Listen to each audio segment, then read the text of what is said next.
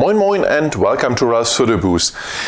Today I will show you a special lens. So it's not a camera, but it's a special lens. When I've written my book of the Pentax K3, I looked for some specialities, for some special things in lenses. And so I've got a tilt-shift lens. That's a special lens.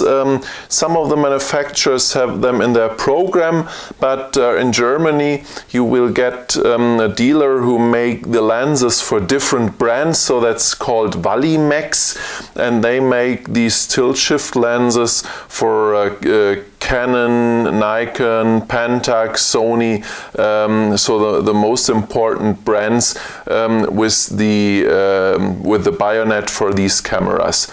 So today I want to show you which options do you have with a Tilt-Shift-Objektiv and for what you can use the Tilt-Shift-Objektiv. So I put this on the Pentax K3. First I show you what you can make with the lens. First of all, you can shift the lens up and down. There's a, you see here, there's a dial and you can shift the lens up and down. You also can turn the lens, so you can shift to the left or to the right side. That's the first function. You see, we can turn it to the left and to the right.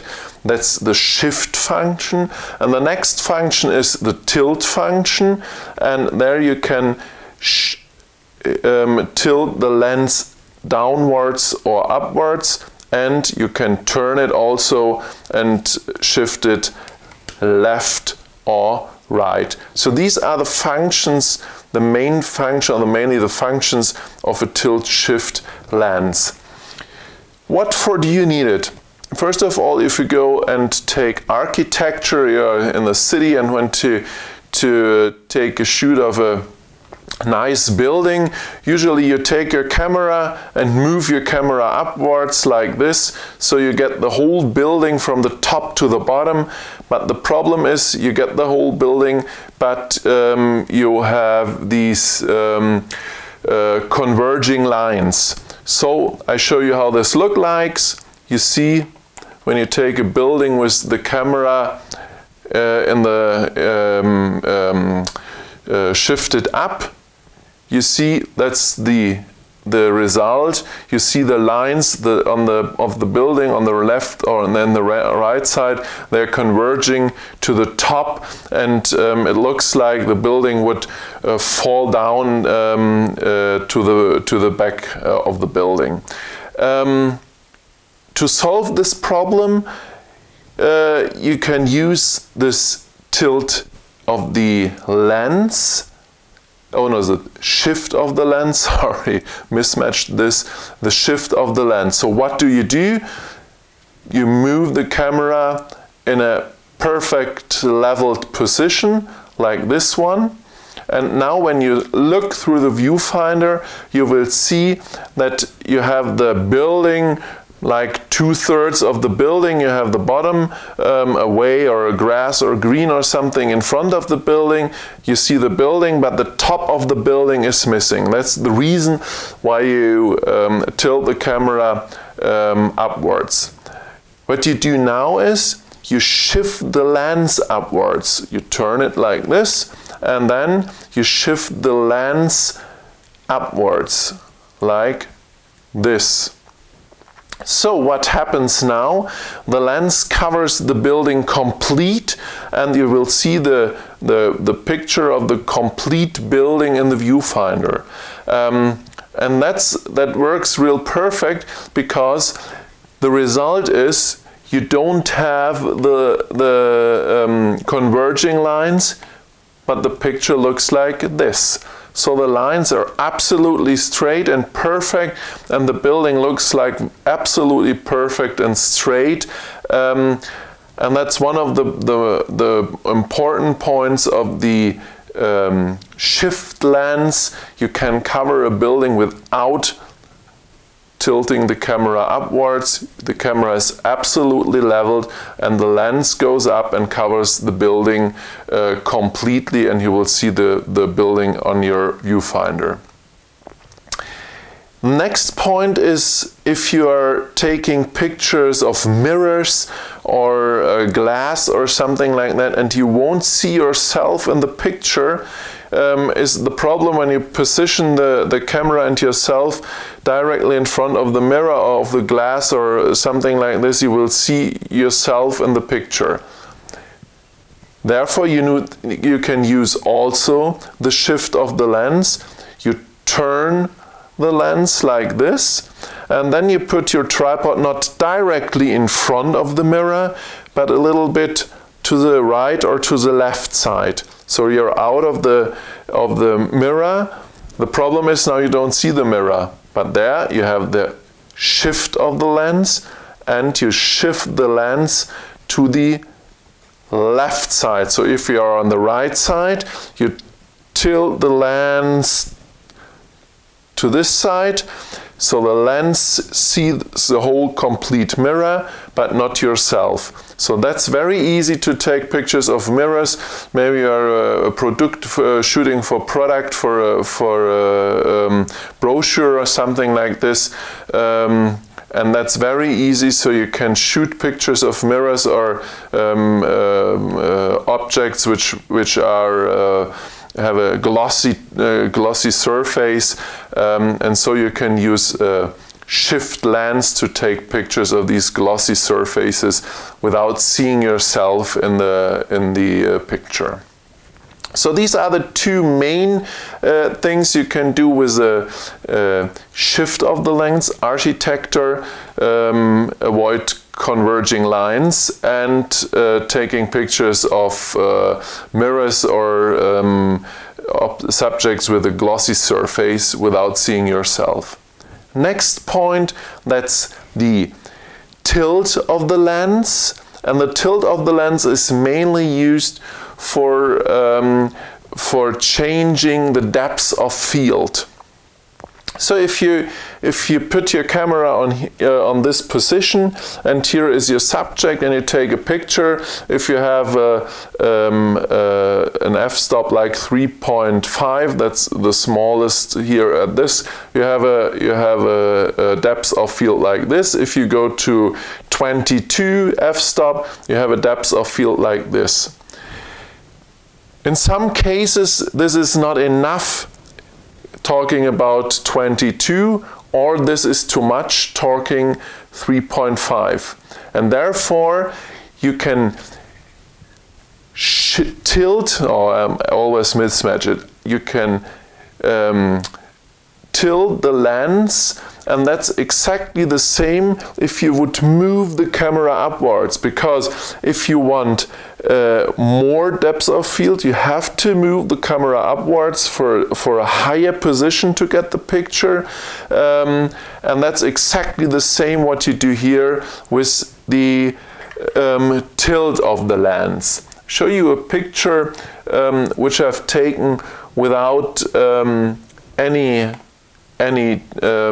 tilt with f-stop 22, and there you see the orange is sharp, the egg and sugar is also sharp, but the lemon at the back end is a little bit unsharp. There's the end of the depth of field. So what can we do in this situation to get more depth of field? We turn the lens a little bit, because the situation is not is a little bit like this, and so we have to turn the lens a little bit in this position. Sorry, I have to turn it once around. Okay, like this. Just a second, give me a second, because you can turn this part and this part individually. So we turn this one here a little bit in just wrong direction. So now we have it. We turn it a little bit in this direction to get it a little bit like this, and then we tilt the lens toward the subject. So we tilt it towards the subject to get more depth of field. And the result is also with f-stop 22, so nothing has changed in the f-stop. The result is we get more depth of field. You see the orange is absolutely sharp from the beginning to the end, and the lemon at the end is almost not the last point of the lemon, but it's almost sharp, so you have more depth of field when you move the lens toward your subject. The opposite situation is, let's have a look at the f-stop 3.5 without tilting the lens. This looks like this. You see the orange is sharp around these two spots where I put the I don't know how cinnamon, no, I don't know how this is, how the English name is. I put these two pieces in the orange.